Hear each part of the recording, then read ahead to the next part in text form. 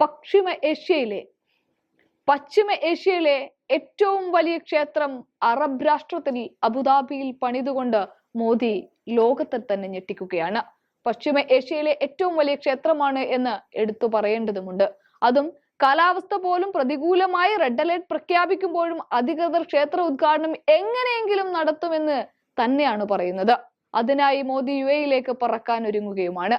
ചൊവ്വാഴ്ച ഉച്ചവരെ ഇടിയും കനത്ത മഴയും തുടരാൻ സാധ്യതയുണ്ട് എന്നും ജനങ്ങൾ അതീവ ജാഗ്രത പാലിക്കണമെന്നും ദേശീയ കാലാവസ്ഥാ കേന്ദ്രം പറയുമ്പോൾ തന്നെയാണ് മോദി ക്ഷേത്ര വിശ്വാസികൾക്കായി അറബ് മണ്ണിൽ തുറക്കുന്നത്. ഈ രാജ്യത്തിനകത്ത് അയോധ്യയുമായി ബന്ധപ്പെട്ട വലിയ വിവാദങ്ങൾ ഇന്നും കെട്ടടങ്ങാതിരിക്കുന്ന അതേ അവസരത്തിൽ തന്നെയാണ് അബുദാബിയെയും മോദി ഞെട്ടിച്ചുകൊണ്ട് ഇന്ത്യയിൽ മൂന്നാം ഊഴത്തിന് വട്ടം കൂട്ടുന്നത്. സത്യത്തിൽ അബുദാബിയിലെ ക്ഷേത്രം കണ്ട് ഞെട്ടുന്നതും അമ്പരക്കുന്നതും ഇന്ത്യയിലുള്ളവർ തന്നെയാണ്.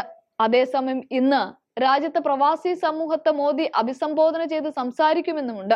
അഹ്ലൻ മോദി പരിപാടിയിൽ പങ്കെടുക്കാൻ 65,000-ലധികം ഇന്ത്യക്കാർ രജിസ്റ്റർ ചെയ്തിട്ടുമുണ്ട്.